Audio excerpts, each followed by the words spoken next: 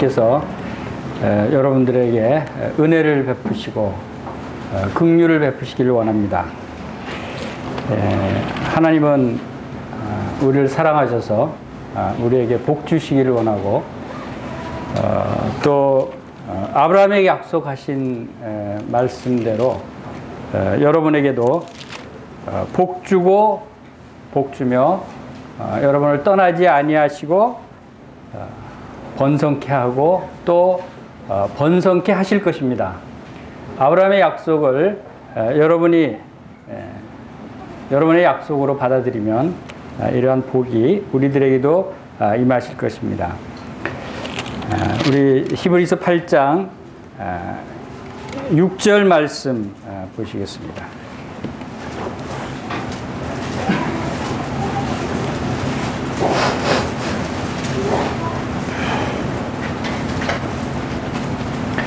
히브리서 8장 6절을 다 같이 읽겠습니다. 시작. 그러나 이제 그는 더 아름다운 직분을 얻으셨으니 그는 더 좋은 약속으로 세우신 더 좋은 언약의 중보자시라.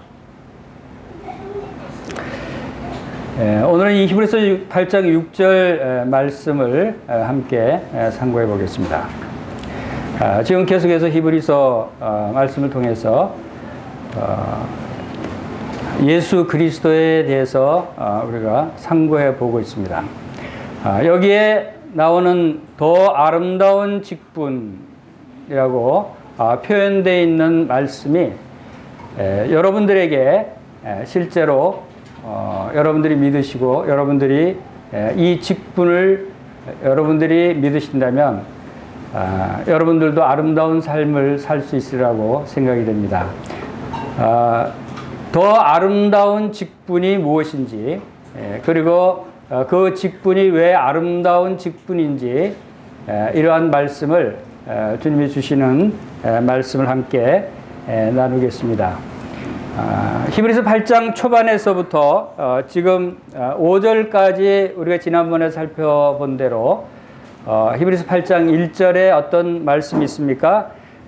지금 우리가 하는 말의 요점은 중요한 것은 이러한 대제사장이 우리에게 있다는 것이다 라고 말씀이 시작이 됩니다. 자, 대제사장이 우리에게 있습니다. 그 대제사장이 누구시고 그 대제사장이 어떤 일을 우리에게 하시고 우리와의 관계가 어떠한 관계인지를 여러분들이 잘 알고 믿으신다면 여러분들의 신앙생활은 달라질 것입니다. 자, 우리에게 있는 이 대제사장 이것은 예수 그리스도의 직분입니다. 주님께서 이 직분을 이미 창세전에 세우시고 이 직분에 대해서 말씀하시기를 다른 말씀과 달리 이 직분에 대해서 하나님께서는 뭐라고 말씀하셨냐면 맹세로 말씀하셨어요. 그것이 시편 110편 4절에서 바로 영원한 멜기세덱 반차를 쫓는 대제사장이 될 것이라는 말씀을 맹세로 하셨어요. 맹세로 하시고 또 그 보증으로 예수 그리스도를 우리에게 주셨다라고 하는 것이 언약의 보증이 바로 7장에서 말씀하고 있었던 부분입니다. 이 히브리서는 전체적으로 바로 예수 그리스도가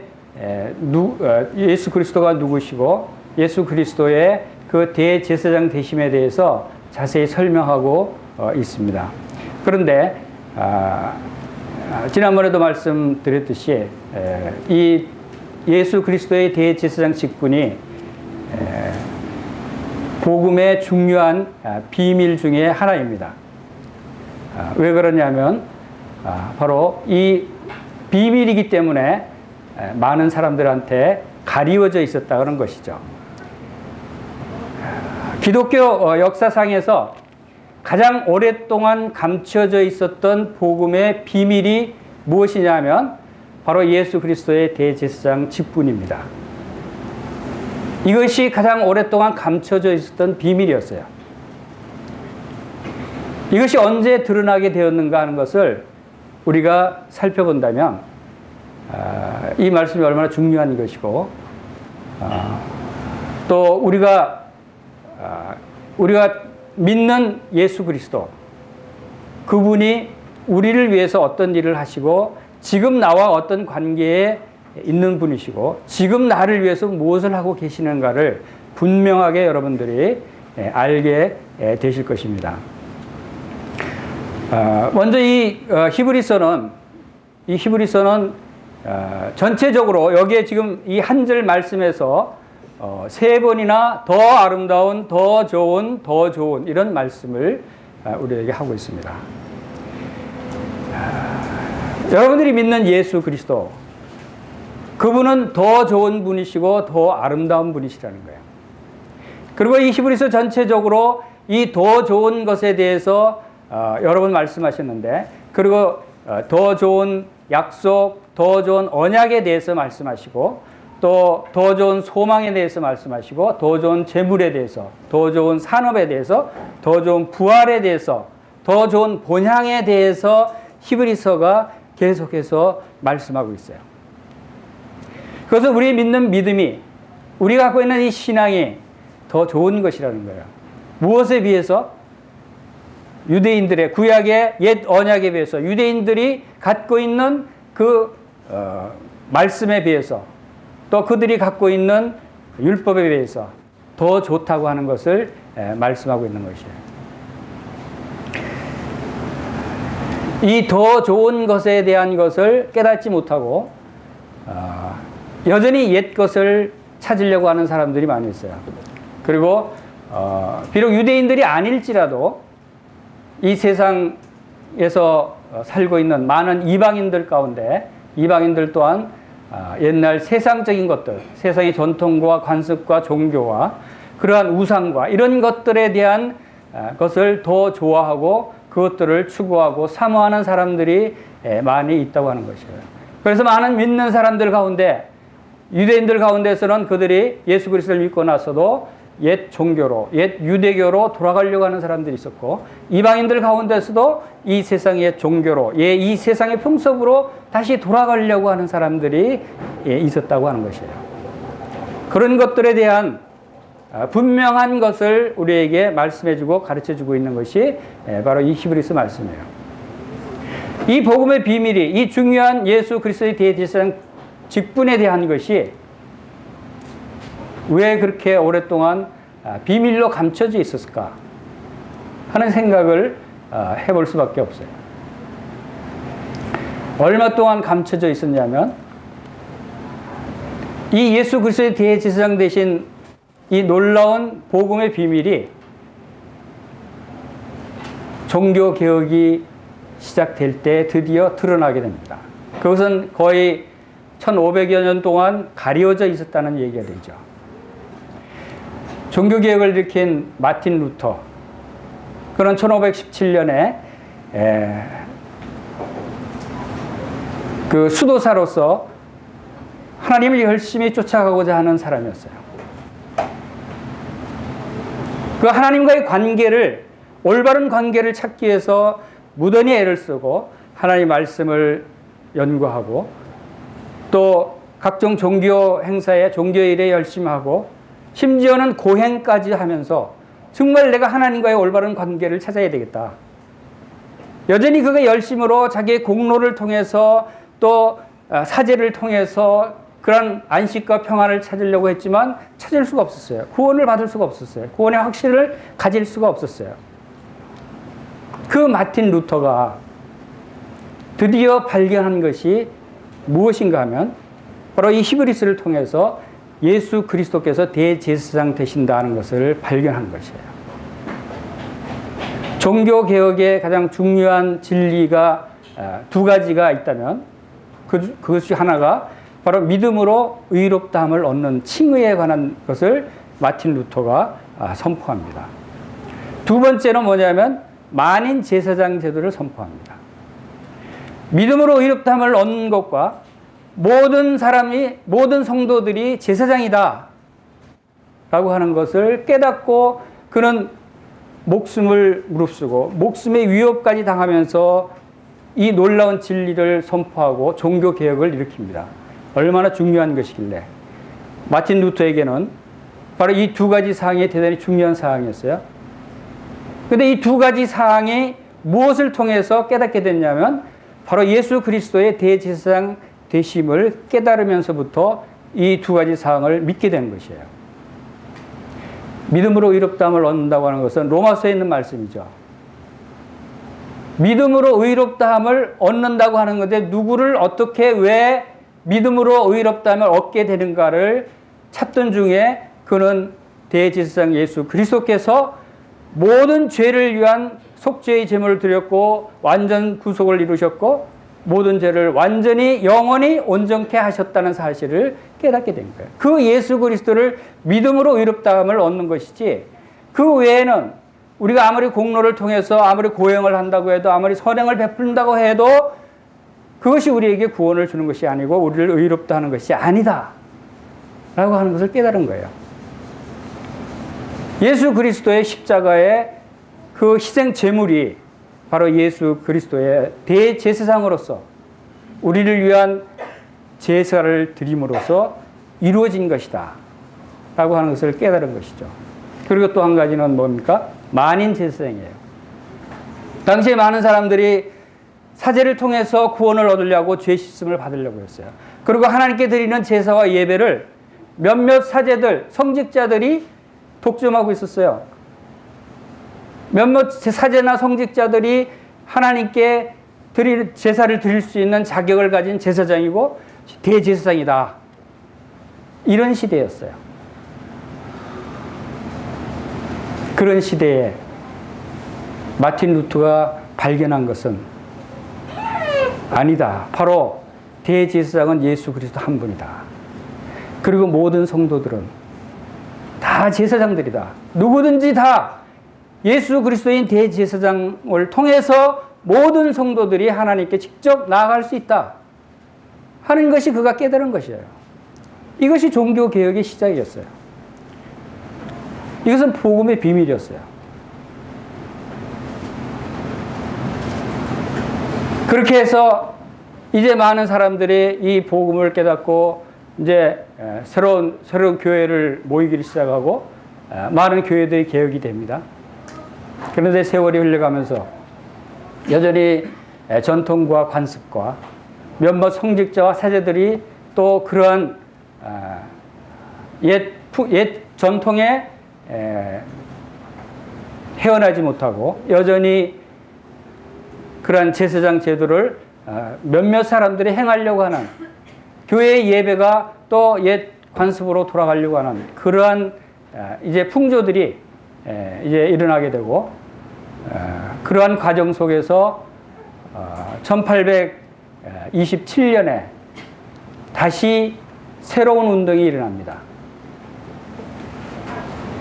그것이 아일랜드 더블린에서 존 넬슨 다비를 비롯해서 조지 밀러 또 모세오경 주에슬슨 맥킨토시 또 윌리엄 켈리 이런 분들이 중심이 돼서 브레드린 무브멘트가 일어납니다. 형제 운동이 일어나는 것이죠.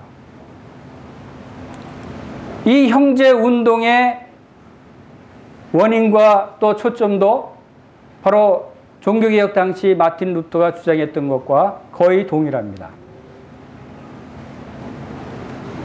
성경으로 돌아가자는 것이에요. 복음을 회복하자는 것이에요. 믿음으로 의롭다함을 얻는 것이고 모든 성도들이 하나님 앞에 동일한 제사장들이라는 것이에요. 몇몇 성직자들이 예배를 주관하는 것이 아니라는 것이에요. 이것이 형제 운동이 일어나게 된 계기입니다. 기존의 형식주의에 빠졌고 또 전통주의와 또 이 자기 공로를 통해서 구원받을 수 있는 믿음과 행위를 통해서 구원받을 수 있다고 하는 그런 잘못된 복음들이 다시 또 세상에 퍼지기 시작할 때 이 브레드린 무브멘트가 일어나면서 진정한 진리를 선포하기 시작합니다. 그것이 바로 형제운동이에요.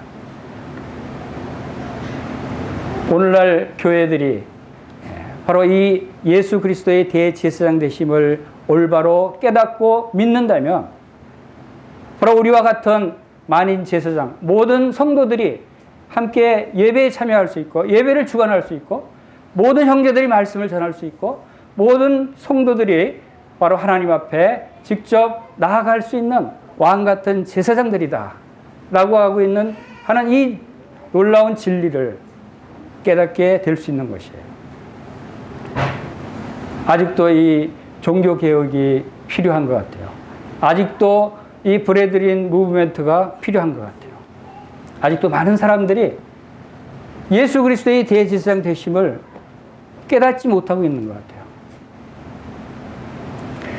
여러분들은 이 히브리서 말씀을 통해서 참으로 이 예수 그리스도의 대제사장 되심이 얼마나 우리에게 놀라운 하나님의 은혜인지 깨닫게 되시기를 바랍니다.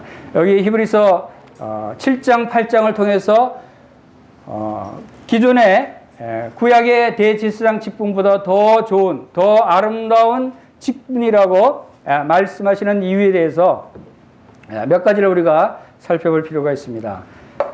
먼저 더 좋다, 더 아름답다고 하는 것은 그 비교가 되는 제도 또한 좋은 것이고 아름다운 것이라는 사실 우리가 염두에 두시길 바랍니다. 구약의 율법이 좋은 것이에요.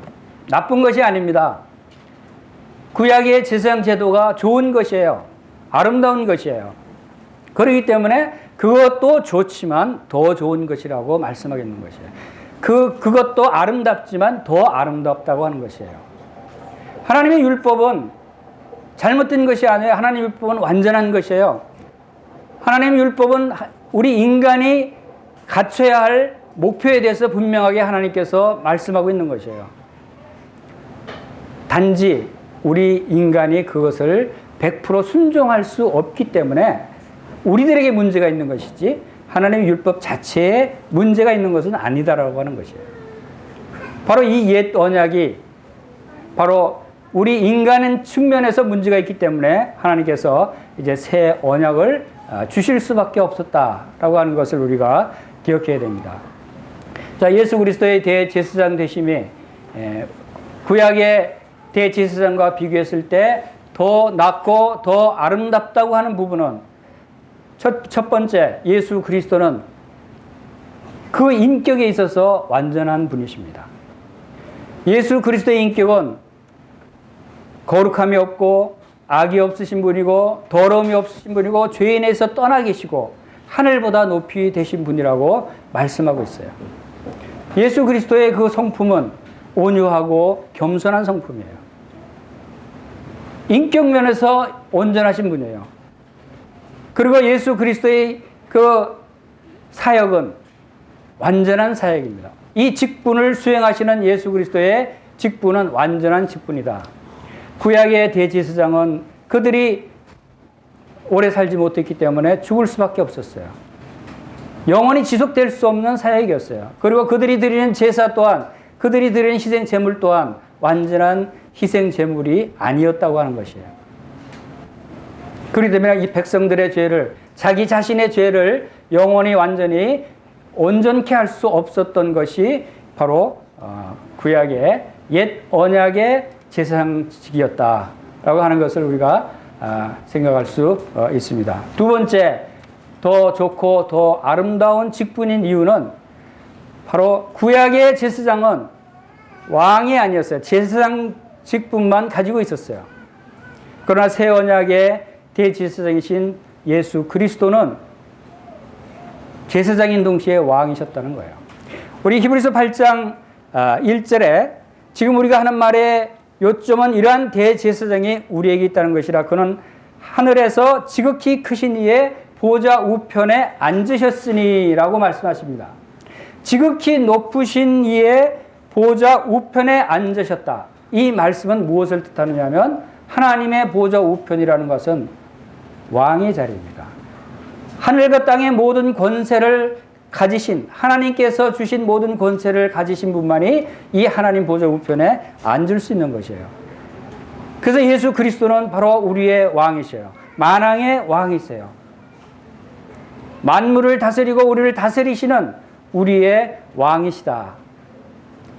그렇기 때문에 더 좋은 직분이고 더 아름다운 직분을 가지신 분이시다 라고 하는 것을 우리에게 말씀해 주고 있고, 또 보좌에 앉으셨다는 말씀을 하셨습니다.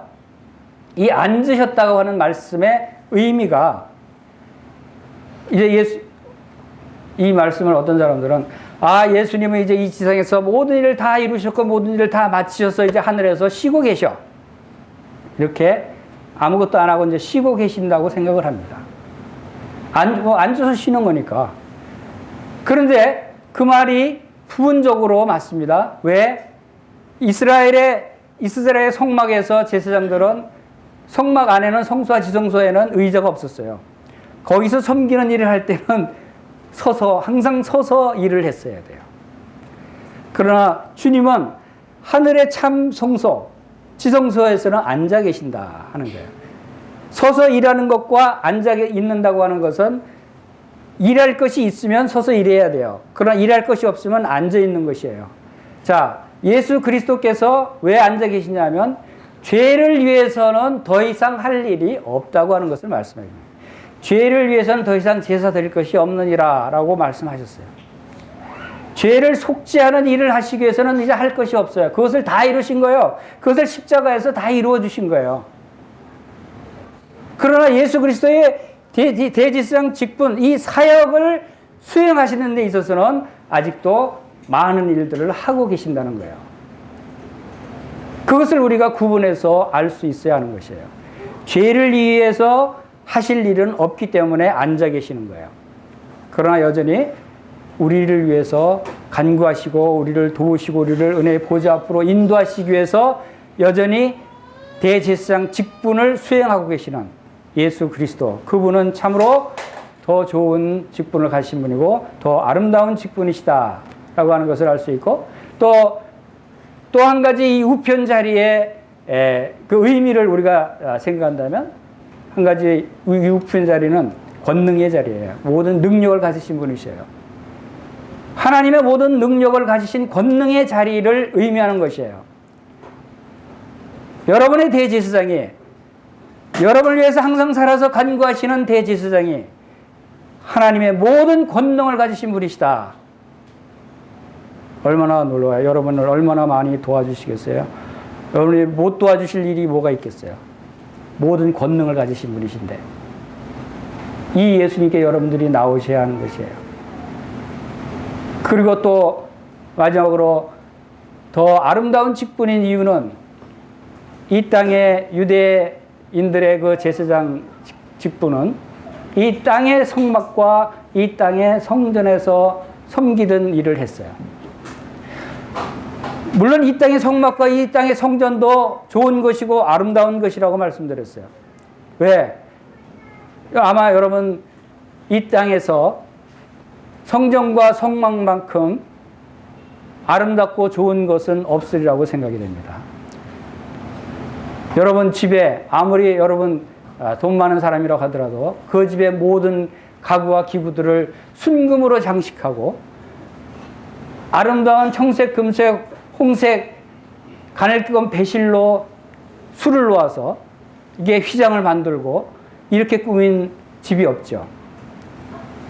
여러분 한번 상상해요. 여러분 집을 하면 그렇게 꾸밀 수 있겠어요? 그럼 얼마나 많은 금이 필요하겠어요? 성막과 성소에는 모든 하나님을 섬기는 기구들이 다 순금으로 만들어져 있어요. 얼마나 아름답겠어요? 이 제사장들이 그런 곳에서 일했어요. 그런 곳에서 하나님을 섬겼어요. 여러분 교회도 다 순금으로 모든 것을 다 갖추고 주님을 섬기고 봉사하면 좋겠죠. 그러나 예수님은 이 땅에 순금으로 꾸며진 성소와 성막에 섬긴 것이 아니라 그것은 하늘에 있는 성소, 하늘에 있는 지성소의 모형과 그림자라고 말씀하셨거든요. 그것은 하늘에 있는 참 성소, 참 지성소는 얼마나 더 아름다운 것이겠어요. 그래서 요한계시록에 보면은 여러 가지 각종 보석들로 꾸며진, 심지어는 이 도로가 뭘로 깔려져 있다고요? 황금길로 깔려 있어요. 우리 도로가 뭘로 깔려 있죠? 아스팔트. 황금이 아스팔트 같이 황금길로 깔려져 있는 것이 천국이에요.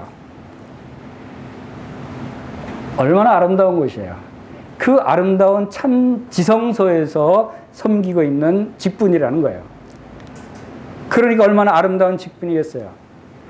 우리의 대제사장은 이렇게 아름다운 직분을 가지신 분이시다 라고 하는 것을 여기서 말씀하고 있습니다. 여러분, 이 아름다운 직분, 이 직분이 바로 우리를 위한 대제사장의 직분이 이렇게 외형적인 것이고 그런 좋은 것들로 이루어졌다고 해서 아름다운 것이 아니라고 하는 것이에요. 진정한 아름다운 것은 어떤 것이 진정한 아름다움이겠어요? 여러분들이 이 세상 사람들도 진정한 아름다움이 뭔지를 아는 것 같아요.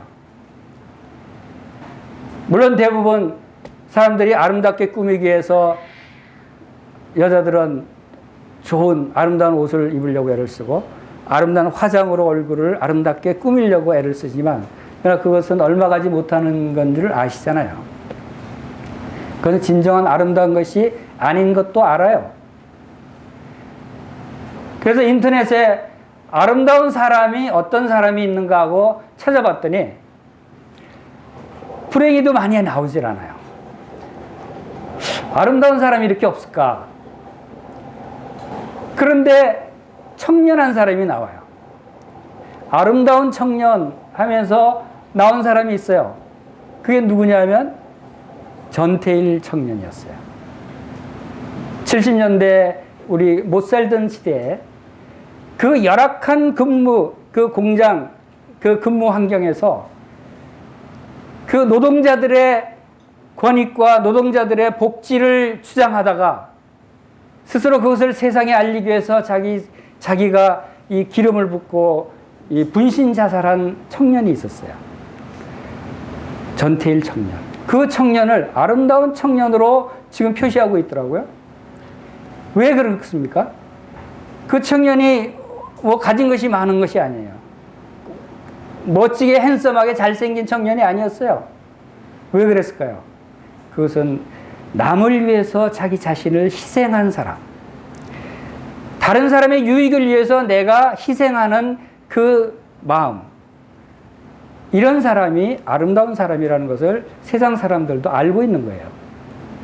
그래서 전태일 청년 같은 자기는 고통 가운데 죽지만 이것을 세상에 알려서 많은 근로자들이 이제 좀 좋은 혜택을 받고 좋은 대우를 받는 그런 세상으로 만드는 것이 좋겠다. 그래서 자기를 희생한 그 희생 정신, 그것을 아름답게 보는 거예요.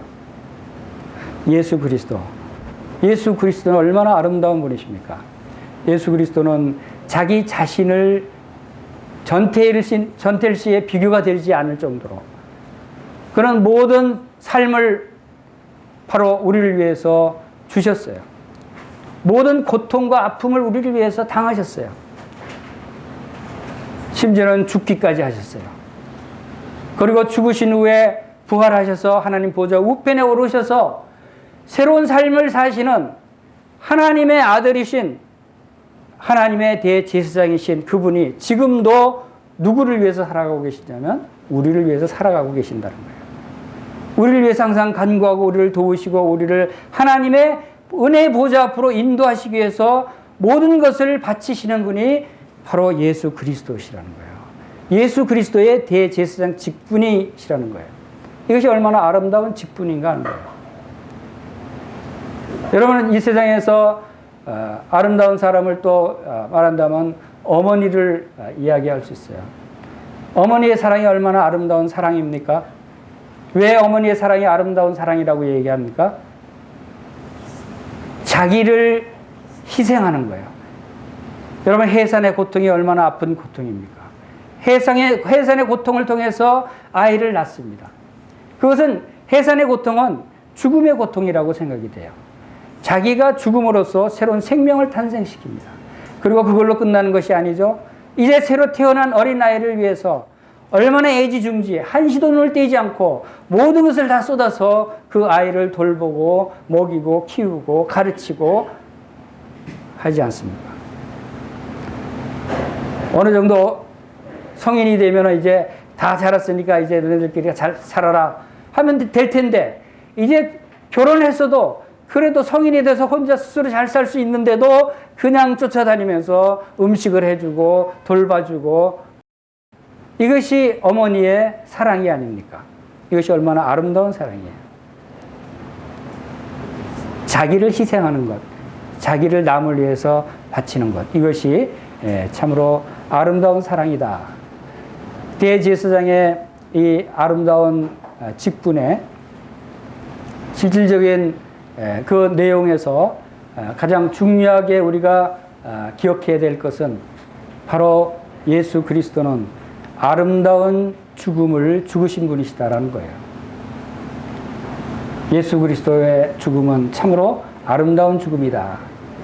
주님이 말씀하셨듯이 하늘의 밀알이 땅에 떨어져 죽지 아니하면 열매를 맺을 수 없고 죽으면 많은 열매를 맺는다고 말씀하셨듯이, 주님께서 자기 자신이 하늘의 밀알이 되셔서 십자가의 죽으심으로 우리와 같은 많은 열매들을 주님께서 맺게 하셨던 거예요. 우리를 위해서 자신이 희생되신 예수 그리스도의 죽음, 이것이 얼마나 아름다운 죽음입니까? 얼마나 아름다운 직분입니까? 주님은 대제사장으로서 모든 사람을 위해서 죽으셨어요. 그리고 주님은 왕으로서 그 백성들을 위해서 죽으셨어요. 또한 주님은 천지를 창조하신 하나님의 아들로서 피조물을 위해서 죽으셨다는 거예요. 주님은 죄 없으신 분이 죄인들을 위해서 죽으셨어요. 이것이 참으로 아름다운 사랑이다. 그래서 이사야서 12장 5절에서는 여호와를 찬송할 것은 극히 아름다운 일을 하셨음이니 이를 온 땅에 알게 할지어다 라고 말씀하겠어요. 극히 아름다운 일이라고 표현하고 있습니다. 예수 그리스도의 하시는 일, 예수 그리스도의 대제사장 직분, 이것은 극히라고 하는 것은 최상급의 표현이죠. 극히 아름다운 일을 하셨어요. 그래서 이를 온 땅에 알게 하라고 말씀하십니다. 우리가 이 놀라운, 이 아름다운 일을 우리가 받았으면서도, 이 알면서도 우리가 알리지 않고 가만히 갖고 있는다고 하는 것은 우리가 진정 이 아름다운 일을 깨닫지 못하고 있는 것이에요. 이 좋은 것, 이 아름다운 것을 알려야 되지 않겠어요? 그분의 이 놀라운 사랑을 많은 사람들에게 우리는 알려야 되는 것입니다. 그것이 복음을 전하는 것입니다. 그래서 복음을 전한 자의 아름다운 발이여 그랬어요. 아름다운 소식을 전하는 자의 아름다운 발이라고 말씀하고 있는 것이에요. 우리가 복음을 전하는 것이 바로 아름다운 일이에요. 그 발걸음은 아름다운 발걸음이라고 말씀하고 있는 것입니다. 두 번째로 주님의 아름다운 일을 또 한 가지 우리가 살펴본다면, 주님은 기도를 하셨어요. 주님의 기도는 참으로 아름다운 기도다라고 하는 것을 생각하지 않을 수가 없어요. 우리 히브리서 5장 7절에 보겠습니다.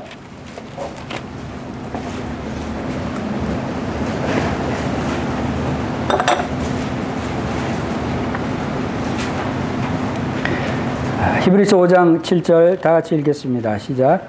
그는 육체에 계실 때 자기를 죽음에서 능히 구원하실 이에게 심한 통곡과 눈물로 간과 소원을 올렸고 그의 경건하심을 위하여 들으심을 얻었느니라.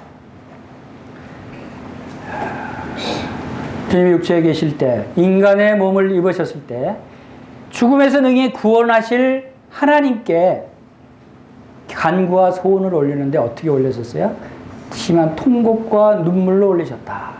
그리고 그의 경외하심으로 말미암아 들으심을 얻었느니라 말씀했어요. 이 기도는 어떤 기도를 말씀하고 있는 것이에요? 바로 겟세마네 동산에서 주님께서 간절히 그 땀방울이 핏방울 같이 될 정도로 간절한 기도, 눈물과 통곡으로 기도하셨던 그 모습을 말씀하고 있는 것이에요. 그 기도가 어떤 기도였습니까? 주님의 기도는 누가복음 22장 42절에서 아버지여 만일 아버지의 뜻이거든 이 잔을 내게서 옮기소서. 그러나 내 원대로 마옵고 아버지의 원대로 되기를 원하나이다. 그랬어요. 아버지의 뜻이거든 이 잔을 내게서 옮겨주십시오. 그러나 내 원대로 하지 마시고 아버지의 원대로 되기를 원합니다. 주님의 그 십자가를 앞두고 드린 기도였어요.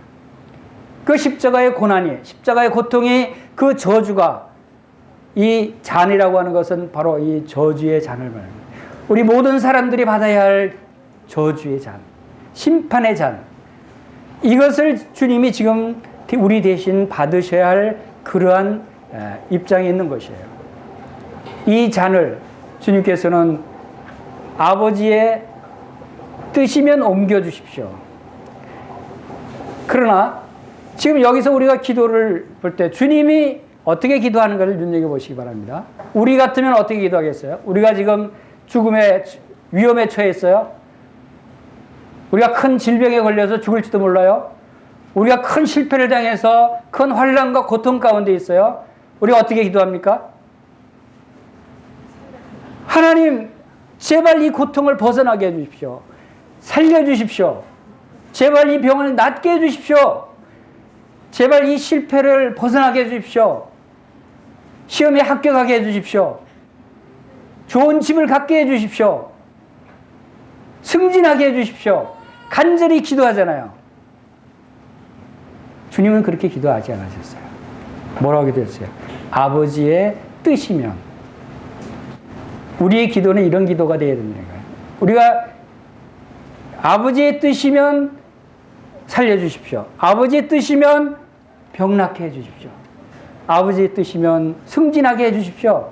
아버지의 뜻이면 취직이 되게 해주십시오. 아버지의 뜻이면 합격하게 해주십시오. 그러나 내 원대로 마시고 아버지의 뜻대로 되기를 원합니다. 이 얼마나 아름다운 기도예요. 주님이 보시는 아름다운 기도는 바로 이런 기도예요. 이렇게 하지 않고 살려주십시오. 합격하게 해주십시오. 취직하게 해주십시오. 이건 졸르는 거예요. 자기 고집대로 하겠다는 거예요. 하나님의 뜻을 물어보지도 않고. 우리 보통 기도할 때 기도 제목을 딱 정합니다. 이렇게 정해놓고 이렇게 기도합시다. 하나님 이대로 이루어지게 해주십시오 하고 간절히 눈물로 기도합니다. 뭐예요? 자기가 정해놓고 이렇게 안 해주면 안 됩니다. 꼭 해주십시오라고 하는 거잖아요. 하나님의 뜻이 그것이 하나님의 뜻인지 아닌지 물어보기 전에 이것은 잘못된 기도라는 거예요. 아름다운 기도가 아니라는 거예요. 여러분, 기도의 사람 하면은 많은 사람들이 누구를 생각하죠? 조지 밀러를 생각합니다. 뭐 어떤 사람 5만 번 이상 기도 응답을 받았다 그래서 책 제목이 5만 번 이상 기도 응답 받은 사람 한 책도 나와 있어요. 조지 밀러. 한국 사람들이 가장 좋아하는 기독교 인물이 아마 조지 밀러라고 얘기할 정도예요. 한국 사람들이 영국에 여행 가면 가장 많은 사람들이 방문하는 코스가 조지 밀러의 박물관이랍니다. 그 정도로 한국 사람들이 좋아하는 인물이에요. 그런데 이 조지 밀러가 바로 브래들린의 중요한 목회자였다는 사실을 아는 사람은 많지 않아요. 조지 밀러가 고아의 아버지라고 불릴 정도로 고아원을 세웠어요. 그런데 그가 조지 밀러의 일기를 여러분 지난번에 함께 말씀드렸던 조지 밀러 일기 책이 있습니다. 그 책을 읽어봤어요. 읽었는데 조지 밀러가 고아원을 설립하기를 계획하고 하나님께 기도합니다. 간절히 기도했는데 아무 응답이 없어요. 조지 밀러라 그래서 뭐 무조건 기도하면 다 응답해 주신 것이 아니더라고요. 그 수많은 기도 응답을 받은 그분도 어떤 것은 바로 응답됐지만 바로바로 응답되지 않은 것도 있었어요. 1835년 11월 28일자 일기에 기도한 내용이 적혀 있습니다. 나는 이번 주 들어서도 매일같이 고아원을 세우게 해달라고 기도하였는데 만일 이 일이 주님이 원치 않는 일이라면 이 모든 생각을 거두어 달라고 주님께 간구하였다라고 기록되어 있어요. 처음에 기도할 때는 고아원을 세우고 고아들 돌보는 거 하나님 고아의 아버지시니까 얼마나 선한 일이고 좋은 일이에요. 이걸 해야지. 이거 하면 당연히 하나님이 도와주실 거야 하고 기도 제목을 정해놓고 기도를 했는데 아무 응답이 없어요. 기부하는 사람이 없어요. 11월 28일 날 이 기도 제목에 드시어 기도가 바뀝니다. 만일 이 일이 주님이 원치 않는 일이라면, 주님의 뜻이 아니라면 이 일을 거두어 주십시오. 하지 않게 해 주십시오. 하고 주님의 뜻을 구합니다. 그랬더니 그 한 푼도 도와주는 분이 없고 아무도 관심을 갖지 않았는데 11월 28일 날 그 기도를 하고 12월 7일 날 1실링이 헌금이 들어왔어요. 1실링이 얼마인 줄 아십니까? 1파운드의 20분의 1이라고 그래요. 지금 말하면 한 88원 정도 되는 금액이에요. 근데 이제 물론 그때 백수십 년 전에 화폐 가치니까 지금보다 화폐 가치는 상당히 높은 금액이죠. 그렇지만 1실링 헌금이 최초로 들어온 거예요. 하나님의 뜻을 구하기 시작했을부터. 그러고 나서 12월 9일 날 10실링이 들어오고 12월 10일 날 100파운드가 헌금이 들어옵니다. 100파운드면 굉장히 큰 금액이었어요, 그때는. 그리고 또 어떤 부부는 자기의 모든 집, 재산, 심지어는 가구들까지 다 고아원으로 바치겠습니다. 그리고 우리 몸도 고아원에 들어가서 일하겠습니다. 아무 보수도 받지 않고. 하고 헌신하는 사람들이 나옵니다. 하나님께서 이렇게 역사하기 시작하는 거예요. 하나님의 뜻을 구할 때 하나님의 뜻이면 이 일을 행하게 해 주십시오 라고 하는 이 아름다운 기도를 조지 밀러가 하고 나서부터 놀라운 하나님의 역사가 일어나는 것을 그가 경험하게 됩니다. 그래서 그의 목표가 뭐였냐면 고아원은 건물 한 채와 1000파운드의 현금과 그 일을 할 봉사자를 두고 기도를 했어요. 그런데 얼마 가지 않아서 모두 다 채워졌어요. 그리고 날로 고아들도 늘어나고 24년 후에는 무려 700명이나 되는 많은 고아를 수용할 수 있는 건물도 여러 군데, 여러 채, 땅도 여러 군데, 이 기부금도 많이 나와서 다른 선교사도 도와주고 다른 선교 기관도 도와주는 놀라운 역사가 일어난 것을 조지 밀러가 경험합니다. 그의 기도가 바뀌고부터 이 놀라운 역사가 일어나는 거예요. 우리의 기도도 하나님의 뜻을 구하고 내가 아무리 이것에 욕심이 있다고 할지라도 그것이 하나님의 뜻이 아니면 물러가게 해주십시오. 하나님의 뜻이 아니면 이루어지지 않게 해주십시오 하는 우리의 이 아름다운 기도를 우리가 배울 수 있어야 된다고 생각이 됩니다. 이런 기도를 하시는 분이기 때문에 아름다운 직분을 가지고 계시는 것이에요. 예수 그리스도의 대제사장 직분은 참으로 아름다운 직분이라고 말씀하고 있는 것이에요. 예수 그리스도와 연합된 우리 성도들은 예수 그리스도와 연합된 성도들도 제사장들이에요. 제사장이라는 직분은 아름다운 직분이에요. 우리도 이 땅의 제사장들이 아니라 하늘의 제사장들이라는 거예요. 하늘의 참 성소에 주님과 함께 하는 제사장, 이 아름다운 직분을 우리 성도들도 갖고 있다는 거예요. 우리도 하늘의 아름다운 하나님의 선한 아름다운 일들을 행하는 아름다운 직분을 가진 자로서 거기에 합당한 아름다운 모습을 여러분들이 나타내게 되시기를 바랍니다. 다 같이 기도하겠습니다.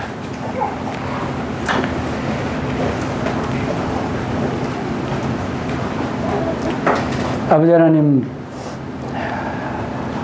우리 주 예수 그리스도의 대제사장 직분이 참으로 아름다운 직분이며 참 우리 모든 사람들을 능히 온전히 구원하시고 또한 하나님의 은혜의 보좌 앞에 온전히 나아갈 수 있게 하시는 참으로 온전한 직분인 것을 이 시간 생각할 때 아버지 하나님, 저희들이 이 대제사장 되신 그리스도를 믿음으로 나아가게 하시고 바라보게 하시고 주님을 힘입어 하나님께 나아갈 수 있도록 저희들을 인도해 주시기를 원합니다.